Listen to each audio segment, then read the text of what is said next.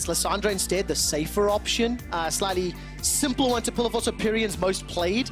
Out of SK Gaming's 7 wins, 4 of them have come while Lissandra's there. I do want to quickly jump on this Aatrox pickup though. So we have seen Xerxe play in the jungle, but why I actually think this is really brilliant is we saw Bwipo pick up the Aatrox into Soaz's Renekton yesterday, and with Renekton being such a big power pick, the genius of this flex is we have the Aatrox and it dissuades you from grabbing the powerhouse of Renekton, because we can flex this into the top lane and give you a very difficult matchup, or it was just the jungler all along and we now leveraged another ban at you. I think that's super clever. We saw what Aatrox can do against Renekton yesterday when Bwipo played Soaz. And very quick lock-ins now. Nocturne and Galio instantaneously secured. I'm starting to see another wombo combo here. So definitely some initiation engage tools. And you know what works really well against some engage tools? Champions like Zoe. We just saw in the previous game, and Humanoid's got his mid lane now. Yeah, Zoe's also one of the few champions that has a good matchup into Lissandra. She can outrange her, she can match her wave clear, her long range abilities can help follow the roam potential of Lissandra, so it is usually the matchup that if you give Lissandra and Zoe's up, that you're probably going to see a Liss Zoe in that mid lane. And Zoe by Humanoid played twice, no wins yet in spring. But let's see if it can happen today against SK as we enter phase 2. AD carry is being removed here. Neither bot lane has been secured yet. Kalista, Siva removed from the table, as well as the Lucian. I'm actually really shocked that Splyce banned the Kalista on their side because they prioritized Norskeren's Thresh. Thresh Kalista is the iconic duo of this matchup, and I know that Kobbe is more known for his late game scaling ADCs like Siva that's been banned against him, but Kalista would have been an excellent pick here. Well, let's see what direction they go. I mean, do they go more poke? Kobbe's Ezreal has been one of the more impressive champions he's played. Trying to look at what else is available for them as the AD carry pool keeps getting pinched. I do like the idea that you're going with like more of a defensive option, because you already see that there's a Galio support locked in.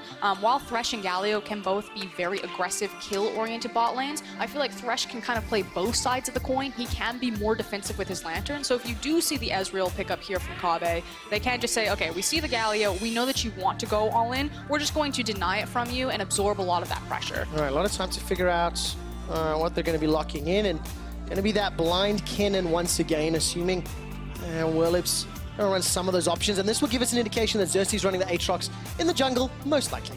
Yeah, but the Jace is still up and available. It's not the greatest. It can be a skill matchup either way. I've seen it flipped either way. So we'll see what Werlyb is going to go for. Again, this has been kind of the big tank player, but he was known as a carry. Yes. It's do or die, now or never. What's it going to be? Well, a few seconds left to figure it out. I mean, would you run a Poppy into that? No, we've seen the Yorick ban several times, risen to prominence over the last few weeks, and it will be secured. This is the second Yorick for Werlyb. He does only have a 1-0 record on that champion, as Norskeren continues to hover his signature hovers in Warwick and Volibear. What AD carry do they run? Do you think Ezreal fits here, or do they go something more scaling? I would love to see yes! It is locked in! All right, what does this mean? This is the first time we've seen Kobbe running the Vayne, this split, in combination with Zoe, Kennen, Aatrox. I'm going to go on the record and say this is not the team comp I was anticipating. I am so happy. So the cool thing about Vayne is that she has been, I'm not going to say changed, but she's picking up some new builds and new speed in Korea. We'll keep track of Kobbe's build to see if he does go that route. It's kind of like the perfect storm of Vayne. With some of the changes to the runes, with some of the power brought back into attack speed, she just kind of fits in a very healthy spot right now. And where it used to be that Vayne would just immediately sack a lane, that she's not going to be anything before late game, that's no longer true. Vayne finds much more opportunities to be proactive earlier in the game, and she's no longer just a sit back and scale type of ADC. Oh man, so exciting. We get to see whether or not Kobbe can step up and help his team get closer to playoffs. If Splyce win this game, they will guarantee at least a tiebreaker for playoffs. That means they are in the top 6. They may have to play a tiebreaker game pending other results. We will see how the results play out. Still 8 games to go, and Norskeren looks nervous. I mean, the reality is that I don't think Splyce just want top 6. We always call them the gatekeepers, that they're just kind of that just out of the relevant talking point. You know, we talk about all these top teams, but Splyce is never there in the conversation. They want more. They are not just the gatekeepers, they want to be the gate crashers. So here is the definitive moment. Make your stake, slaughter SK, and prove that you are a top team. When you are a number 1, number 2 team, number 3 team going up against the lower ranks, that's where those statements matter. And Splyce kicked the G2 door in yesterday, and they made that statement. I love the term gate crasher, because they took down G2 eSports, the number 1 squad. Now, as we load up onto the Rift, I do have a quick stat for you, Froskurinn. I love quick stats. 3 times Kobbe has played Vayne in his career, and all 3 times he has been victorious. 100% win rate on the champion. Stats don't lie. There we go. Pack it up. We know who won. Odds are in Splyce's favor.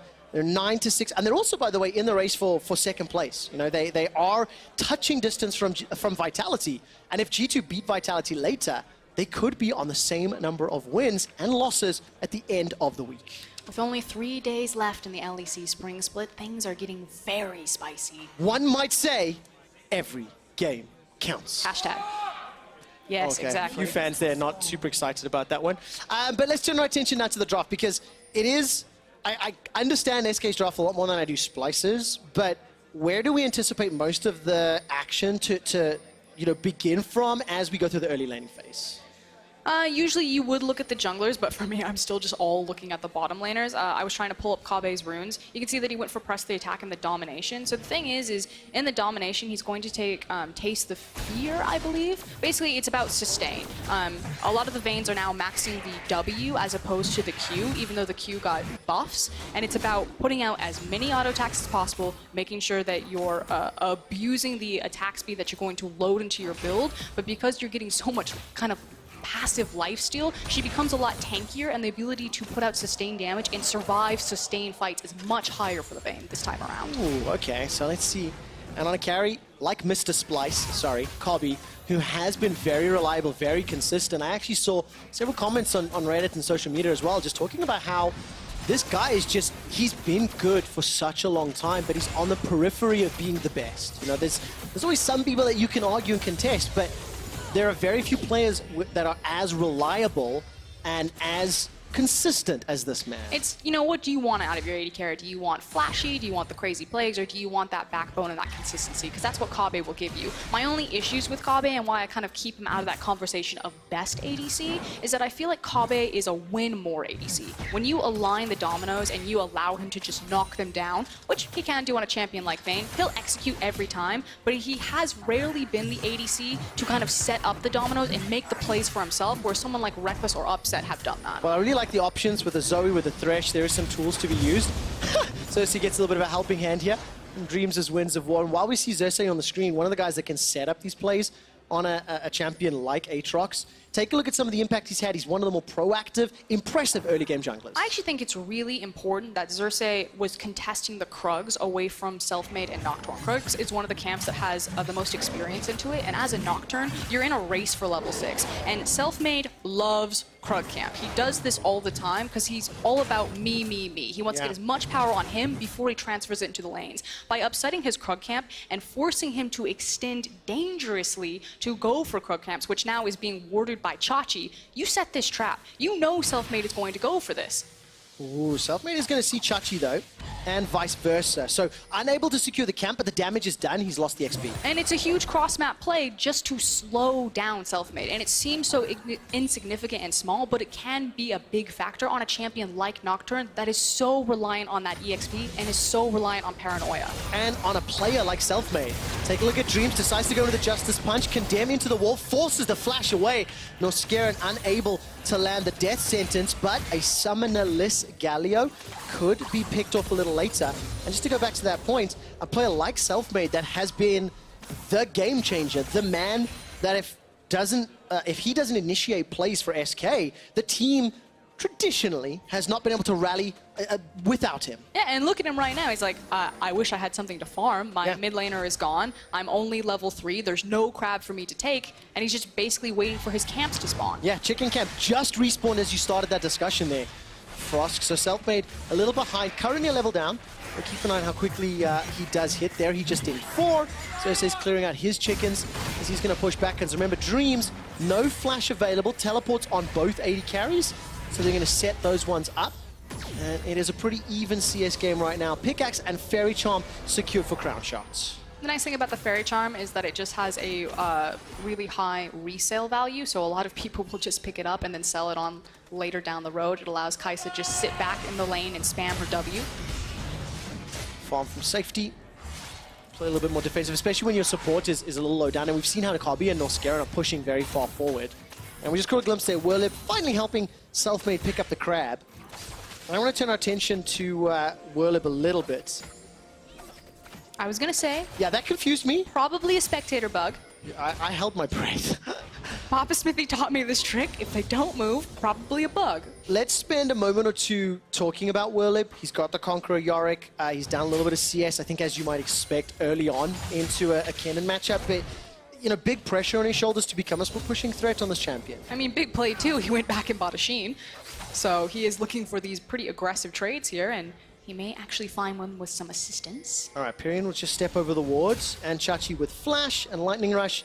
Very easy to escape. Also, the wave wasn't ideal, so Werlyb didn't want to concede a lot of that XP. Yeah, and that's the thing. Xerxe wants to bounce that off the tower to make sure that he's not overextending himself dangerously, especially when Selfmade is getting closer and closer to level 6. And I think what you're going to see is they're constantly going to contest Selfmade's camps for vision and information. Keep him down from level 6, track where he is, and that's how you're going to see Splyce kind of morph on the map of where they're stepping forward, where they're pulling back. And if Splyce are going to be playing the map that way, with this type of composition that is a little different, does this fit into your understanding of Splyce's strengths? You know, your understanding of what Splyce do well? I've called Splyce kind of like baby's first League of Legends team because their fundamentals are so crisp. Like if you're just kind of experimenting with how a team organizes macro, what does really clean, very fundamental macro look like, I think Splyce is a perfect example because they play objective-based League of Legends. They're not here to kill you, they're here to win the lane through their CS advantages, their structure chipping, playing around dragons, vision setup like that. So again, it's hard to get behind Splyce because they're not the flashiest team when you have someone like G2 in the league. Yeah. But their fundamentals are very clean. If you were a studious type and you wanted to go by the textbook of play. Paint by numbers. There we go. Win, kill Nexus by League of Legends basics. That's kind of what Splyce are pretty good at. But it's what makes them so consistent. At the end of the day, if you can win the league or compete for second place by just putting up the easy wins on the board, why not just take it? We can leverage all the flame we want at Splyce, but they're still winning. And at the end of the day, it's like flame is a strong word in my opinion. I think preferences, right? Because everybody enjoys different types of League of Legends. And Splyce just plays a slightly different flavor to the current number 1 and 2 teams in G2 and Vitality, which is a bit more, shall we say, aggressive. Explosive? Explosive's a great word. Well, look, Crownshot and Dreams, now that they've got the pickaxe, now they've got that Fairy Charm, seem to be pushing these waves out just a little bit more, got some levels under their belt.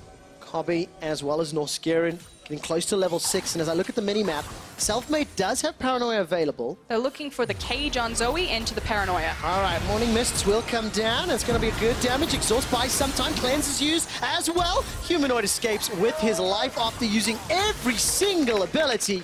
He manages to stay out of range of Pirean's ults. Very well done from Humanoid. He actually gets the flash in return from Selfmade because he connects the Sleepy Trouble Bubble under the tower. But we have a very quick pause. Maybe something went a little bit wrong. Ooh, yeah, don't know. We'll find out shortly. But all credit to Humanoid. 3-on-1 after the roam. And as always, Selfmade at the initiation of a play for SK Gaming.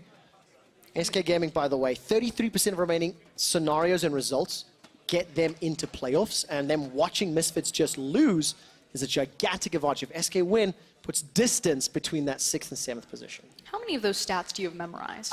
Fair. I actually do have it written down, so I was reading it off paper, to be fair. But I am checking in between every game, talking to our stats team. I also have an update, by the way. My stats team ran the head-to-heads as well. If Splyce win, I mentioned that they would guarantee a head-to-head for playoffs. With head-to-heads taken into account, Splyce will guarantee a playoff spot with the win. Perfect. So a lot on the line there. You can understand now why maybe a couple of the Splyce members looked a little bit nervous. You know, taking down G2 is one thing, but just every game in front of you. Yes. That's what you got to do when you get to playoffs for a team that's historically been a playoffs mainstay. It is an SK pause, as you can see. Getting an update here from, I can see Pirean, sorry. Taking a look at exactly what will be happening. This was actually my question, because you looked at that play and you could see the Lissandra was coming down the lane, that it was Yorick and Nocturne, but Lissandra was conveniently absent from that. So I'm curious if something went wrong there on Pirean's end that was the difference maker. Well, I can find out that there is a Shadow Play review on the go. So as our league officials backstage are looking at the footage, we just get to build the tension. You know, we just get to keep taking a look at the game. And, oh, man, I actually can't put myself into the mindset of these guys that are sitting there, especially SK Gaming, who have honestly impressed and surprised a lot of fans and viewers. Expectations were very low for this team coming into the split, despite the fact they had that core of Mad Lions players. But they've picked up a number of wins. They've been particularly impressive in some of their wins. And, like, you know, Selfmade is the blowout player for the squad.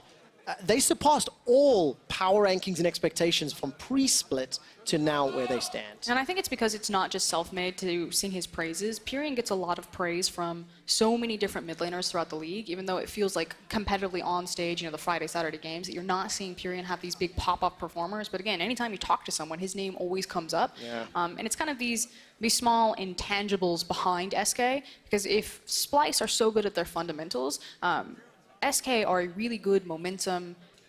I don't want to call them an emotional team, but they're super proactive. Selfmade very rarely looks for things like counter ganks. He's often the first jungler to the play. Yes, that's true. And so when they do have tempo in a game, when they are playing on the offense, SK can look super clean because they know where exactly to attack the map, how to say we're going mid lane, we're going top lane, like what objective is the easiest objective to secure and when they have the cooldowns to do it. The problems arise when they start to fall back and they need to play a bit more reactively and defensively, and that's where a lot of teams struggle. It's really funny though, because it's true for Splyce as well in many ways, especially the second half of your discussion of how both of these teams, when they get to play their style, they look great. But when they have to react or, like, you know, differ from the playbook, a few more question marks prop up. Differ from the playbook, but I actually think Splyce are very good at playing from behind. Few teams can play from a back foot, but because Splyce's fundamentals are so clean, they very immediately understand, okay, we can no longer force plays because we're not strong enough to win in team fights. What's the first step? And it's to secure defensive vision back in their own jungle. So if you watch them, anytime they fall behind, first thing, everyone's got control wards. Everyone's got their sweepers. They're clearing everything out, and they're opening free farm lanes so they can start scaling up on Kobbe. They'll also usually have a late game insurance policy pick on this guy, something like a Tristana or a Vayne, if you will. Yeah.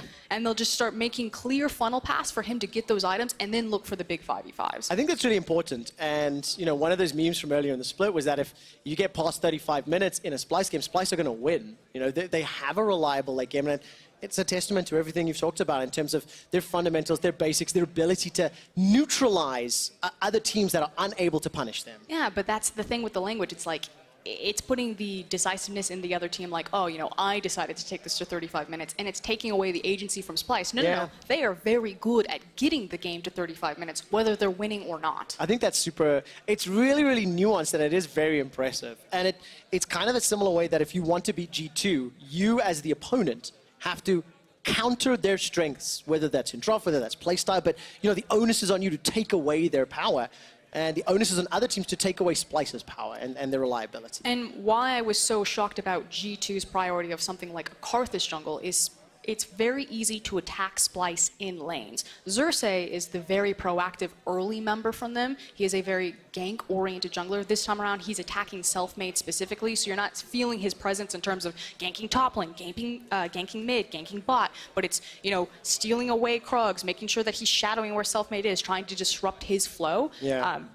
But if you are preparing for Splyce, I'm like, take every single winning lane matchup you can find, get the counter picks, and try to blow these guys up in the lane phase because they do like to play very patient, very cautious. Kobbe is a perfect example of kind of the essence of Splyce. He's not there to kill you. If you give it to him, of course he'll take it. Yeah, he'll punish the mistakes. But he knows where I'm playing for the late game. I'm not playing for this lane phase. Yep, I'm playing for the win, and we know where we get our wins at what times.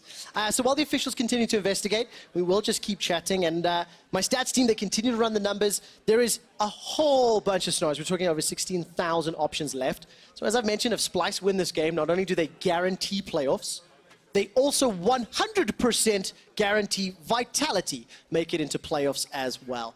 I think it was only like less than 1% chance they didn't make it. But with a win here, obviously pushing SK down to the, shall we call it Misfits tier at 7 wins and 9 losses. A little harsh, sorry. You look wincing in pain there for us. That's a bit brutal. I like the Misfits.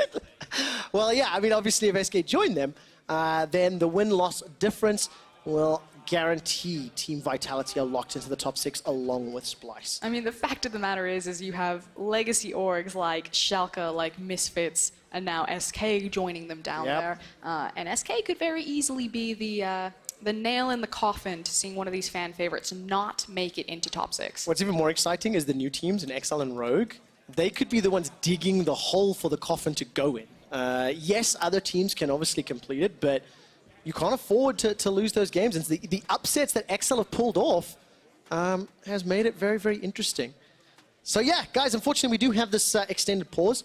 So SK Gaming did ask for our play to be reviewed, and our team backstage are currently reviewing it. And I stand strongly. I know it's always obnoxious when you have to go through kind of like a technical pause like this, but in a game that is so high stakes, check everything. Double check it. If you feel that something was wrong, you don't want to, play this game out, have everything go sideways and say, oh, if I had only called on that. Just err on the side of caution. Agreed. Make sure that it's all good. Well, taking a look at some of the matches, I talked about some of those heartbreak games. I mean, SK play Rogue next week, and they play Vitality.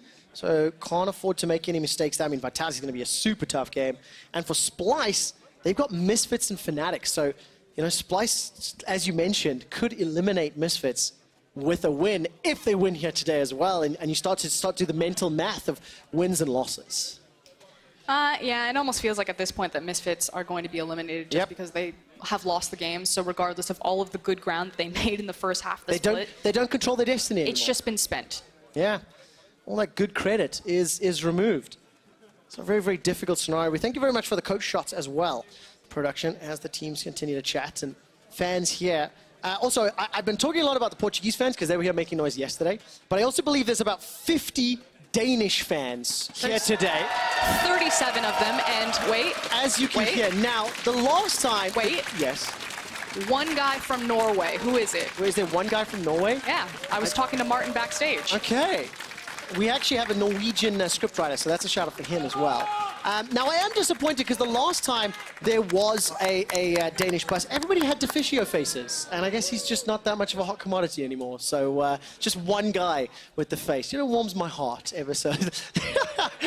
I actually think it is autographed by Deficio on the forehead as well. So if our production team was to get a look at the middle row. All right, ladies and gentlemen, I do actually have an update for you after this pause. SK Gaming's Pirean, his client minimized underneath the turret. League officials have investigated and have offered SK a chrono break. SK Gaming has accepted the chrono break, which will be set 5 seconds prior to the play at 8 minutes 25 seconds. Those of you who may not be familiar with chrono break, it is one of the tools that we have on the tournament realm to recreate the game at an earlier state. I assume that'll be just before that gank in the mid lane. Makes a lot of sense. As I was saying, it felt like when it showed Pirean on screen, I was like, hey, I thought there was 3 members in that gank right there, but I don't really recall Lissandra doing anything. I was waiting for the replay to see what happened, and it seems like Pirean got kicked out of the client. Yeah, I mean, extensive out of your control. All right, so this is actually just after the play. I will just refresh everyone's memory if you have just joined us. Chrono break took place after SK Gaming accepted the offer. Humanoid was able to outplay a 3v1 gank in the mid lane, which Selfmade initiated and spent his flash for. Humanoid's lost flash and cleanse Froskurinn. Again, it's kind of, where's the bad news for both sides? Well, Selfmade doesn't have the flash, but good news, Pirean does have his flash as well as his ultimate available, and Humanoid's looking mighty fine and tasty. No cleanse, no flash. It could be a very easy repeat gank, but Humanoid knows that full well. And as we said in game number 1, his goal is no longer to play this lane. He is playing only for the farm. He is a visitor, a tourist here. Well, fortunately, he's got blue buff, so he'll be able to farm up ever so slightly easier than our previous game. And Splyce will be starting off this Mountain Drake at 9 minutes on the clock. Vizicsacsi throws down the slicing maelstrom, but he's into a gigantic minion wave, so you really do not want to pick that fight. The baby cage is so frustrating when you're playing Yorick versus Kennen, because if you get him inside of it and then you can just walk out of the ultimate range and just let your ghouls go to town, it's rough. Yep, it really, really is. That morning mist throwing them forward is a terrifying animation as well. Scares the crap out of me. And now Selfmade and Pirean, they're going to be looking to set a proactive play. Vizicsacsi's got flash available, but not much else. Yeah, and there's no paranoia again, but like you said, Pirean, he's got everything. Yeah, Pirean's ultimate was not used. There goes the claw into the ult. Duskbringer comes out, and this should be an easy enough kill. First blood to Selfmade, and he's able to escape. That was just clean. Doesn't even need the flash, doesn't need the paranoia, and it's Selfmade who is the primary beneficiary, and that's exactly what you want. This Nocturne needed to find the springboard. It kind of feels like Nocturne gets 2 chances, and if he doesn't make good on his first 2 ultimates, that he will just fall behind because he needs to be ahead of his opponent. He needs to have kill pressure to actually be valuable in the game, so this is a big lifesaver for Selfmade after the mid game going totally sideways. I don't normally like referencing games that happened earlier because it's not the point of this one, but I want to see what Vizicsacsi can do. Now he's 0-1 in comparison to what we saw W8D2 do, who went 1-0 and then started to snowball ahead. Playing from behind, such a different game, but it is one of the strengths of the Splyce squad. And they're currently down 700 gold, but they're up a mountain, Drake. So let's see how the next few minutes plays out as we're 11 on the clock. It's also a very different responsibility as I'll hold that. How much damage? A lot of damage. A lot of damage. That's always a clincher. It is so. A lot of tension when that trouble bubble hits. Another quick run of stats for you. Humanoid currently is the mid laner with the highest amount of deaths at 45. We actually put a lot of criticism his way about dying pre-15, a fair amount a couple of weeks back. Pirean is actually the mid laner with the second highest amount of deaths at 41. So that could be influential as the game plays out. I thought at first you meant 45 minutes. I was like, Trevor, of course he's died a lot in 45 minutes. They're very long games. Makes much more sense here. I don't think anyone's going to be dying a lot solo. If anyone is, Humanoid does have the microscope on him because of the nature of Lissandra's hard CC and the assassination potential that Selfmade has. But again, both these guys are playing for their side lanes, playing for their jungle control. Yeah, unfortunately, Humanoid's got that cleanse available. The flash is at quarter of the cooldown remaining. And with the assistance of Selfmade and Pirean, Selfmade's been fairly proactive in ganking. We've not seen a whole lot of Xerxe yet. There's Selfmade ganking once again. Remember, cleanse is available, but no flash. That was rinse, repeat, textbook, like you said, Frosk. I mean, I said he should be playing for the side lane. He barely stepped off of mid lane and immediately got blown up. Huge credit to SK and their vision control that really set that up. Again, all of the control wards to the river meant that Humanoid had imperfect information and just picking on the rookie. That's an inexperienced type of play. And also, I did say Humanoid traditionally has died a lot pre-15 minutes. Right on time. There we go. 46 deaths, still remains the most killed mid laner in the LEC as we're on week 8. And the fact that he's now gone from the scene with a roam from Werlyb is going to allow the Rift Herald to be picked up here. Yeah, and there's just not a lot of options. Splyce can maybe peek their head in, but what they're, I was going to say, waiting for was their bot lane. But with the teleport from Vayne, the bot lane's already here. All right, here comes Kobbe, and the Rift Herald is now uncontested. Selfmade, no paranoia. Werlyb is going to be looking for a Dark Procession. If you can lock somebody in place, maybe it'll work. Selfmade's Spell Shield did not work there. And the Rift Herald is secured at the cost of a teleport. Yeah, I forgot about the TP from Kobbe. Rookie mistake from me. This guy runs TP on virtually every single champion. And used it just in the nick of time. Really nice lane swap from Splyce to pick up Rift Herald. Yeah, very, very nicely done. And with not a lot of time left before those turret plates go down, I want to see how quickly they've used it or decide to use it. Xerxe is running all the way back, so not a huge amount of time. And Kobbe and Norskeren, they've already done that lane swap. I'm trying to look, one turret plate down in the top lane, traded, but then Pirean's done a good job to secure 3 in the mids. I mean, it's a lane swap of convenience. They wanted to contest for the Rift Herald. They got there just in time with the numbers advantage. It's interesting, you know, Kobbe used to run TP all the time on virtually every single AD carry. He's recently started running heal, but it felt like he was doing it out of respect to G2's bot lane, knowing that G2 were a very scrappy, fight-oriented bot lane, so he wanted more of a battle summoner as opposed to more of the macro summoner that we normally see Splyce run. So it could just be a read on Crownshot and Dreams that, hey, even though they have the Galio with the Thresh, with the teleport, that we're not going to fight you anyway. Yeah, very confident in that 2v2 then, you know. We saw Kobbe and Norskeren actually pushing very early. They got Dreams' flash at like level 3. All right, that's a lot of damage. Take a look at that silver bolt. Here comes the lantern. Woo! And Dreams forced to use the Galio ulti just to save Crownshot's life. Blade of the Rune King, Kobbe, Vayne, it hurts. Yeah, and again, Vayne is no longer just a late-game scaling monster. She is powerful at virtually every point in the game right now. And again, I was talking about this concept earlier on with VODS. Late game doesn't mean 5 items anymore. With Splyce, it might, because we might get there. But late game really means kind of 2 items, because that's where a lot of games are decided. And Vayne sits so comfortably there. Yeah, and that's exactly where Splyce are gearing towards. I mean, they're still down 1,300 gold. They're down 2 kills. And Go Fish, Selfmade picked them up. But he's on the Nocturne. He managed to get to level 6. He also, remember, was put behind by Xerxe's Aatrox. But Frosk, I need you to give me a grade. How has Xerxe's jungle Aatrox been as we've officially crested the 15-minute mark? Frankly, a little bit invisible. I think he was mostly playing for the control, though, which makes sense. It's easy to look at the score lines and say, you know, Selfmade's got 2 kills. Xerxe's sitting on nothing. So clearly, Xerxe has been jungling worse. Yeah. But his goal was just very different. It was just to disrupt and to stall and to track Selfmade while his laners played safe. All right, Death Sentence catches onto Dreams. He actually flashes forward. Here comes the Paranoia. Dreams forced to run for his life. A lot of burst damage as the Hourglass was used. Now Selfmade stays alive a few seconds longer. Sleepy Trouble Bubble not going to find its target. That's a 1 for 2. Here comes Humanoid. Xerxe's on the board as well. And Splyce take control. Just absolutely torn apart from Splyce right there. They've got the minion wave behind them and a very low tower. It's a super easy, clean play and a snowball gold advantage. Yeah, really nicely done. The first tower secured. It takes control of the gold game.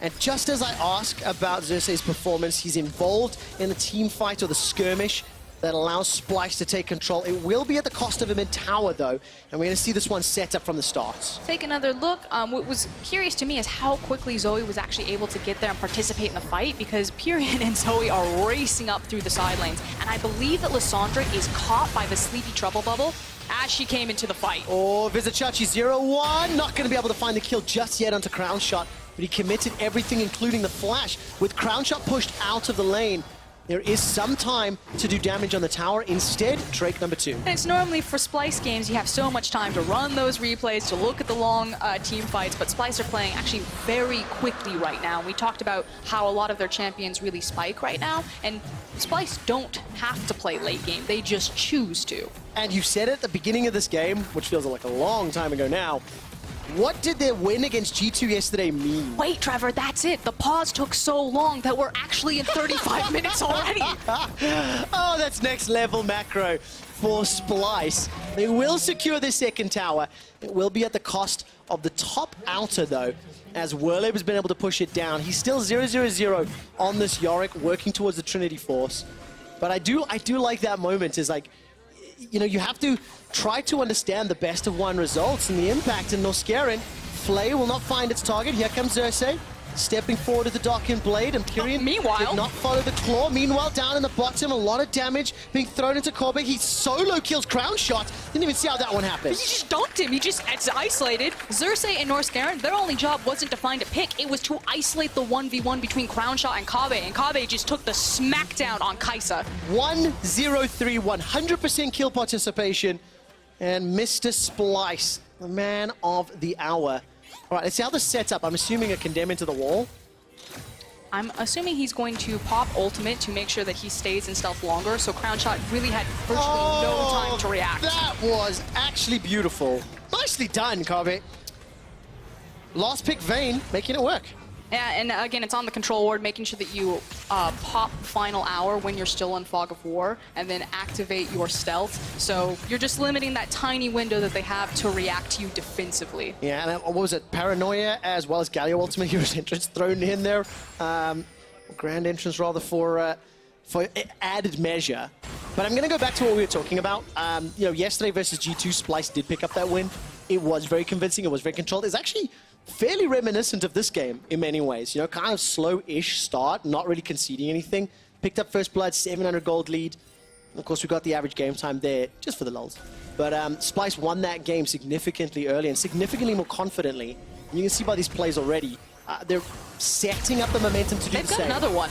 Well, let's find out. Dreams hook will get slept. Death Sentence into paddle and really easily killed by Splyce. And everything lands. It is just too easy, and Splyce understanding what their win conditions are when they actually depress the tempo of the game, start playing more offensively, because again, you're still waiting around this kind of ticking time bomb of the Yorick, who will be very obnoxious in these side lanes. So I like that Splyce, they're not slowing down, they're not in cruise control, they are actively trying to force more on this game while they're strong. It is just so refreshing to see a team in the LEC that is in the thick of the playoffs race, improving and stepping up in some of the areas we wanted them to see.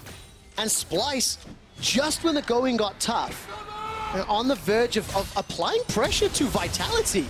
There's a defensive proto belt by Vizicsacsi to get out of that baby cage. There was pressure as well in this bottom lane, and the tower will be dropping. Werlyb, though, is on a mission. He's not done yet. It is still only a 1,000 gold lead at 20 minutes, and Werlyb has been responsible in taking 2 towers. And Chachi really has a lot of the responsibility for Splyce in this game of not just playing the side lane, but kind of picking his moments of when he is going to look for those flanking TP plays and force the big 5v5. Because Splyce can feel it. They're stronger right now. They want to force SK to fight them, but SK do have a lot of tools to try to get away from them, to not pull the trigger or to look for more picks. So Chachi needs to be on point. Okay, I'm mirroring Yorick when I need to mirror Yorick, and I'm creating enough space that we can look for these opportunities, and when we have them, to take them.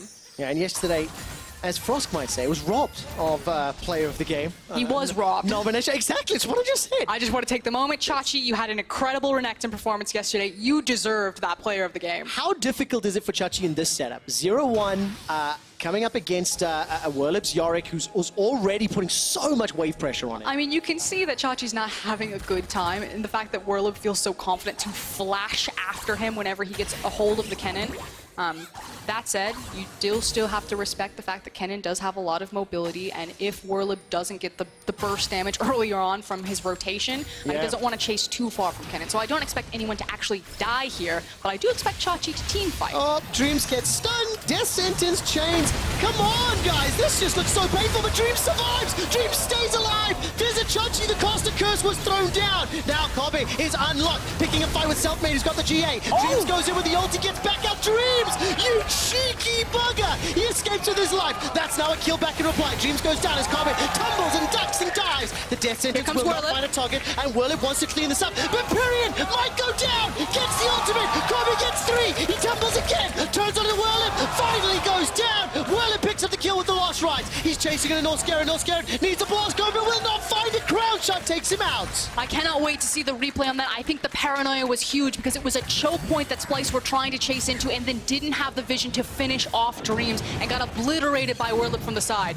That said, huge credit to Kobbe. I believe he picked up so much gold there. 4-1 and 3 now on the Vayne. How did Dreams not die? He should have been killed twice. Watching. I mean, it's just the W, the fact that they get rooted.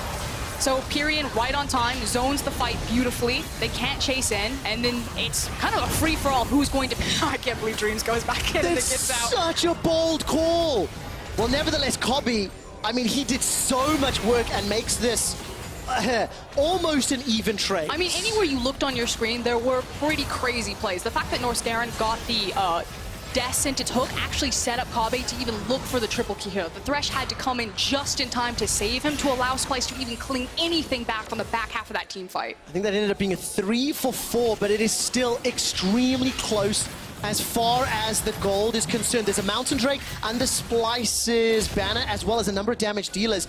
They start the Baron, try to force SK Gaming's hands, and SK respond, but they aren't able to put any pressure on Splyce right now. But they have a limited window to do so because, again, here's Yorick being obnoxious as usual and pushing forward on the bottom side. Now has kind of his core itemization complete, so he's not only a massive dueling threat, but he will actually just shred through these structures. And of course, I've not really drawn too much attention to itemization just yet. 2 items across the board for most here. Talked about the GA for Selfmade, Luden's Echo and Protobelt for Pirean. Now all of a sudden up in the top lane, Werlyb is just going to get run down as Humanoid comes to help out. In the combination, they are able to pick up the kill.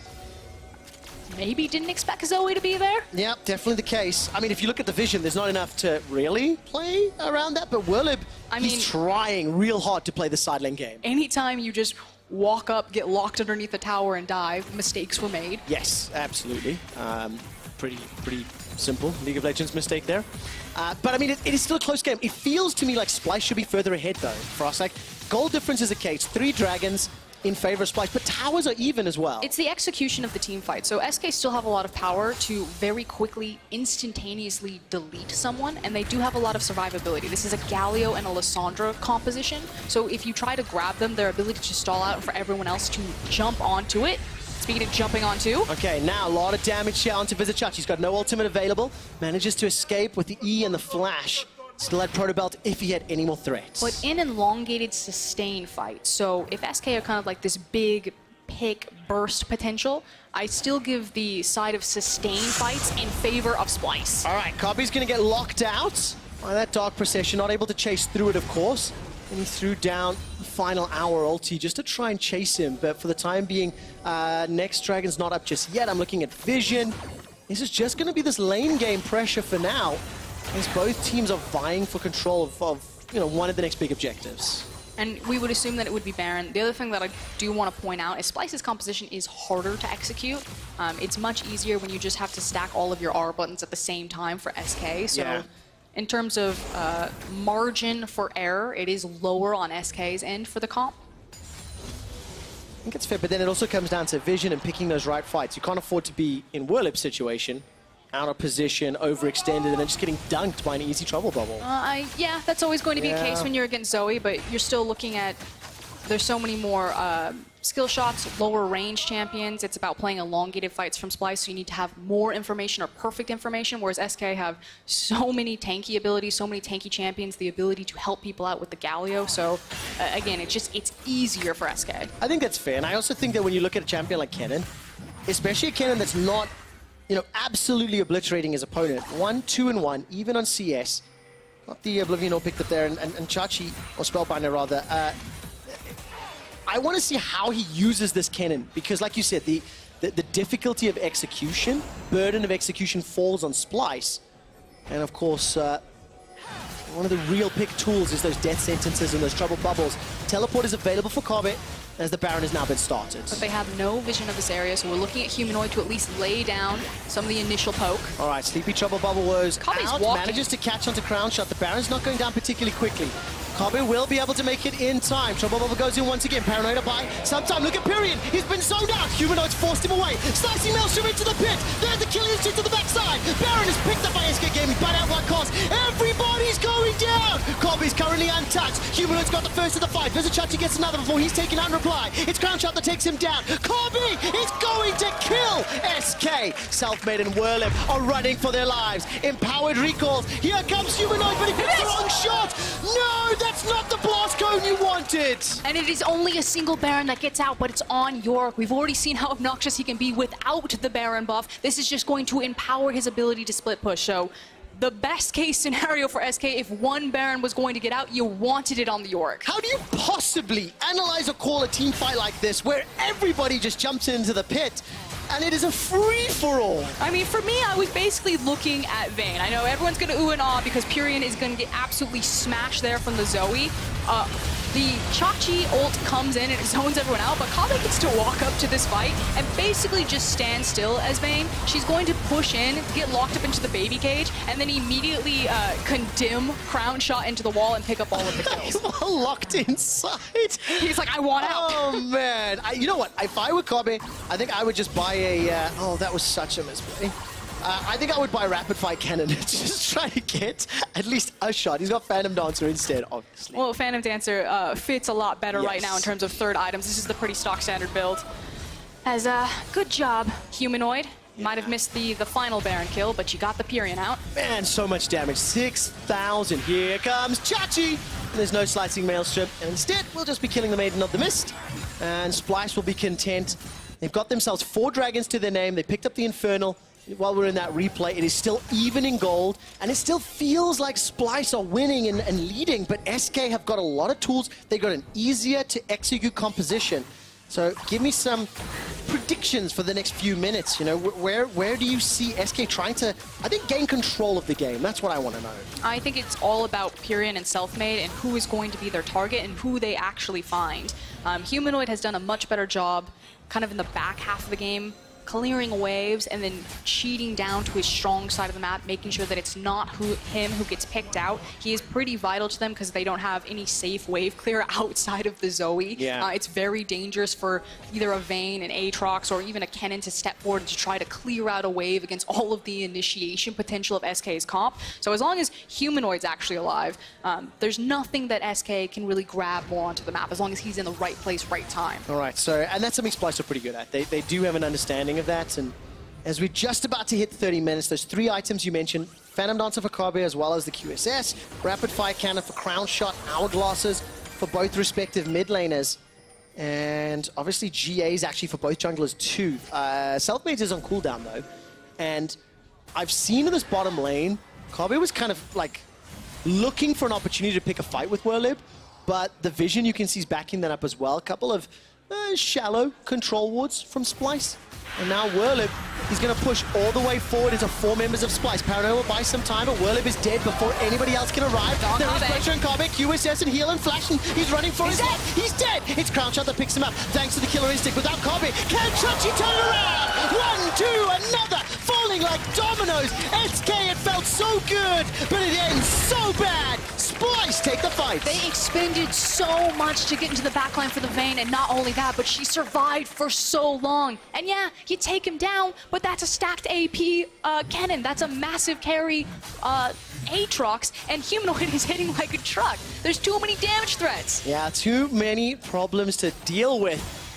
And SK Gaming, I'm still on the fence about that push. Werlyb, he did have support from the team. Look at the minimap, has multiple members of SK pushing up, and they can clear so much ground thanks to their ultimate. I think it's an interesting decision because they know that their Lissandra was spotted. So SK knew that they had been caught in the trap that they were setting up, and they thought maybe Kobbe's just trying to clear this, or maybe we can burn him down quick enough to win the fight. It just is a very suspect call from SK in a larger macro sense. Yeah, I get that. And that's something I think we've said multiple times this split.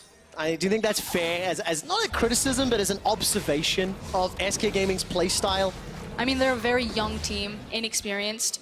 You have a lot of players who have kind of been eaten up by the machine and spit out guys like Pirean, like Werlyb, like Dreams, who have had a couple of performances, but never left their impact or left their name. Well, let's see what Splyce can do now. This is the first time it feels like they're really pulling ahead. Got that gold lead. A minute to Baron, a minute to Dragon. And I've talked a lot about the Splyce comp, but how does Splyce win this game? I mean, they can split push with Vayne and Kennen, I suppose, but what other options do they have to unlock? Their ability to siege is actually quite strong without Baron because they have Zoe. And this is one of the reasons why Zoe is globally so powerful. You see her in the LCK and the LPL all the time. And it's because you can walk up to structures like that. And as long as you have proper flanking vision, everyone has to back away, has to respect it. Because a single bubble lands and you lose a member. It's quite interesting as well because then you take into consideration the short-range Kennen, melee Aatrox, short-range Vayne. So whenever you push some of those towers down, the range of Zoe actually counters some of those weaknesses of the tower pushing champions for the rest of the Splyce comp.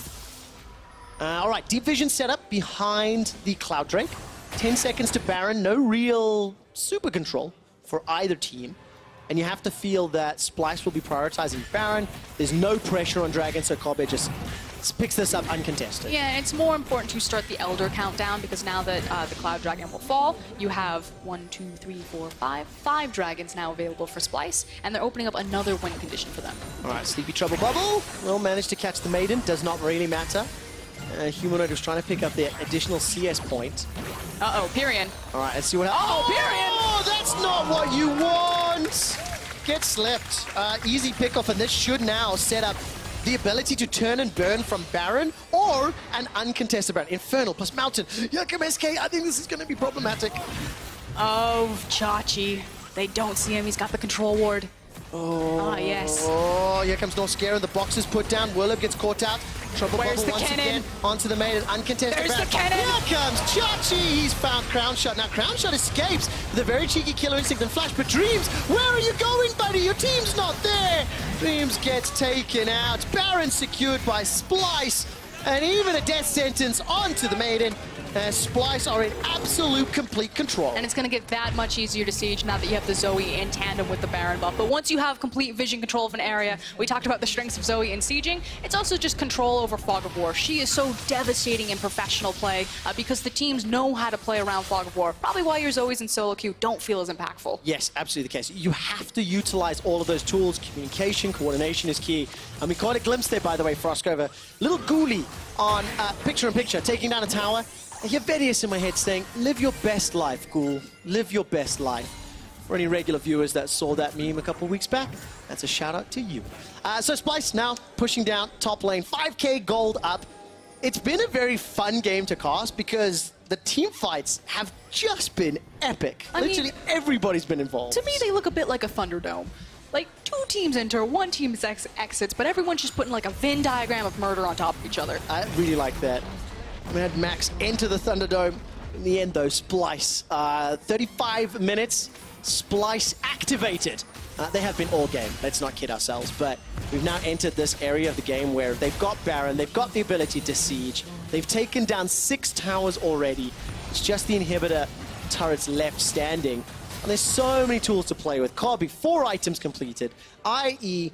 Blade of the Rune King, Rage Blade, Phantom Dancer, and we've seen just how impactful he is on this champion. And I want to give a credit to Splyce's vision as they're pushing up like this. Everything is warded, and they have everything warded between the 2 lanes that they're playing against. So they're making sure that there's no pockets that Lissandra or Nocturne can slip into, because that's the only way SK come back here, is if they get big flanking ultimates on multiple members of Splyce. Yeah, let's see what the 5-man stack in the top lane can do. Just brute forcing their way onto the tower. Pirean's clenching as he takes a paddle star to the face. The inhibitor falls as well. There's still a minute left on Baron buff. And just to remind you, Splyce will guarantee playoffs with this win. They will guarantee Vitality playoffs with this win. And very, very importantly, Splyce join the fight for 2nd place. Vitality, if they lose to G2, be on the same wins and losses as Splyce, tying them up in 2nd. Just a very crisp, controlled game from Splyce. It felt like from start to finish, they knew exactly how they wanted to play this one out. And now, their plan has come to fruition. They are fully online. Yeah. Where's the last stand? Well, we're about to find out. There goes the pressure. Kobbe's able to escape with his life for now. Turns back around. The GA is pumped. Vizicsacsi with a slicing maelstrom has done so much work. That's 1, 2, 3, 4 members of SK are down. The ace for Splyce. And they're entering the base from SK. Into the meat grinder of Splyce's composition. There was nothing SK could front right there. They had to make a go of it, but Splyce, welcome to playoffs. Welcome to playoffs. Splyce join the fight for 2nd place.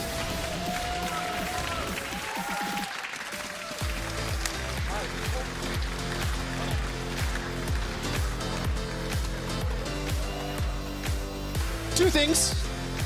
Beginning of this game, I said that Kobbe's Vayne was 3 wins for 3 games. That is now 4 wins, 4 games. Stats never lie.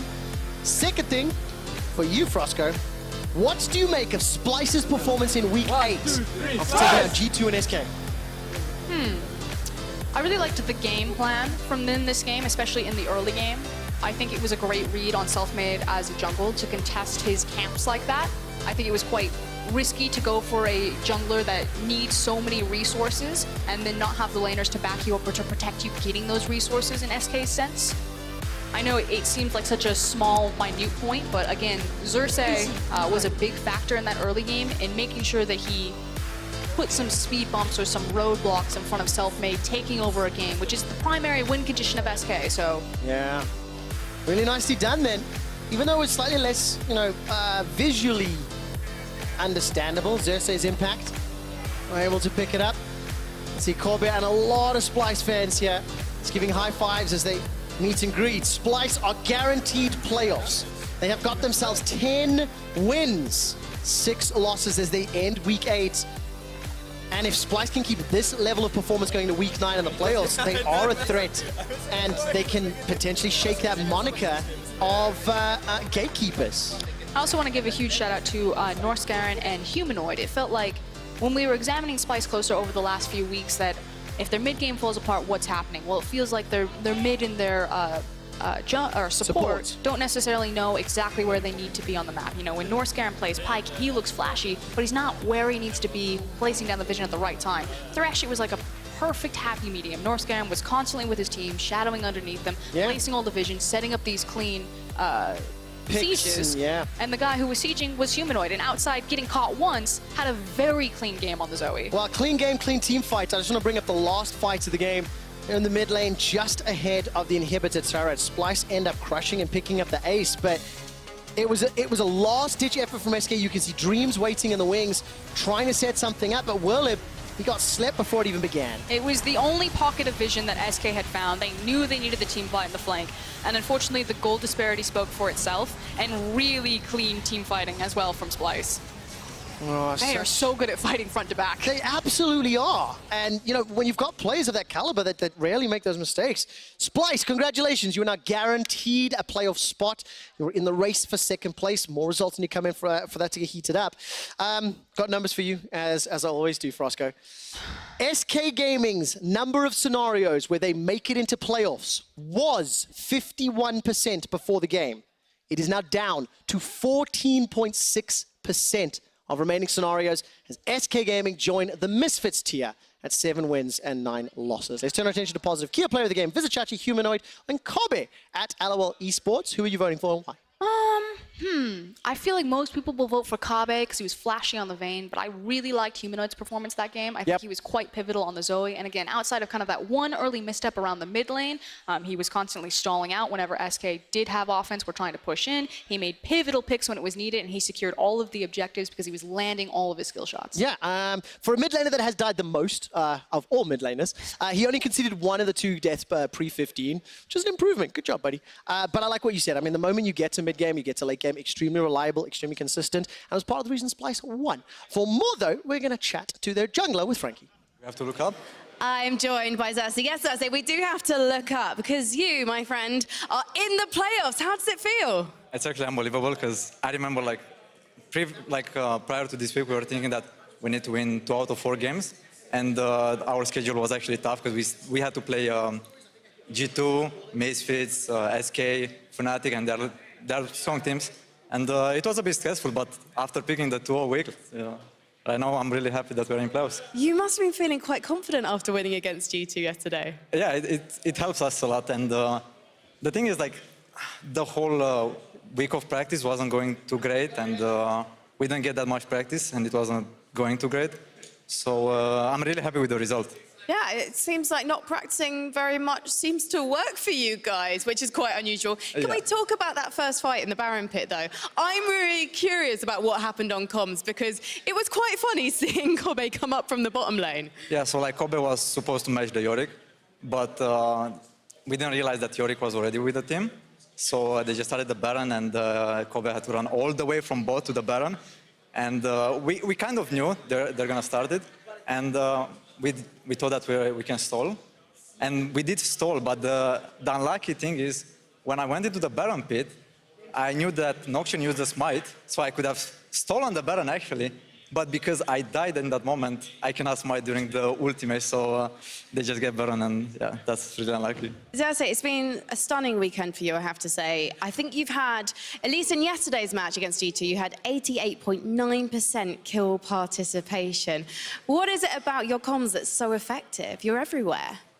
I mean, to be fair, it feels really easy to play on the stage because my teammates are providing so much information for me, and they just give me the information and I just pick the play. Like Chachi says, hey, we can go top. I just go top, and that's my team. So they play a big role in that. I do want to ask you quickly as well. Your style as a team has been described as textbook, League of Legends by numbers. What do you make of that? I mean, we're just playing for late game every game, so... No, I'm just kidding. I mean, many people think that we are still playing for late game, but lately we found that we can actually play early game, and we are actually a good early game team, and in playoffs we're going to be even better. Well, I can't wait to see it. 10-6 is your score. Congratulations, Xerxe, and congratulations to Splyce. We need to head for... Are we heading for a break, production? We're heading for a short break, and then we're coming back, and we're going to see XL versus Fnatic.